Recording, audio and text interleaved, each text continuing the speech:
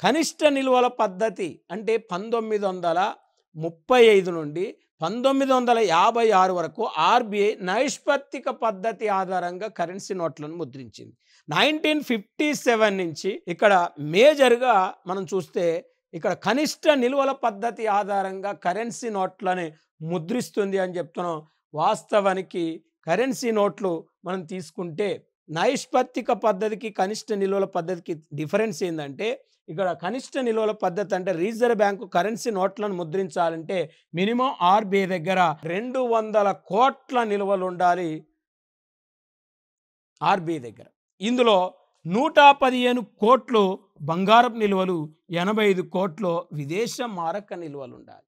ఇంత నిల్వలు ఆర్బీఐ దగ్గర ఉంటే జనరల్గా మనం దేశ అవసరాల నిమిత్తం ఎంత కరెన్సీనైనా ముద్రించుకునే అధికారం రిజర్వ్ బ్యాంక్ ఆఫ్ ఇండియాకు ఇంత ఉంటే. కానీ ఇష్టం వచ్చినట్టు కరెన్సీ ముద్రిస్తే ఎకానమీలో ద్రవ్య సప్లై పెరిగిపోయి ద్రవ్యోల్బణం ఏర్పడుతుంది. కాబట్టి మళ్ళీ కొన్ని ప్రమాణాలకు అనుసరించి reserve bank of India currency నోట్లను ముద్రిస్తుంది.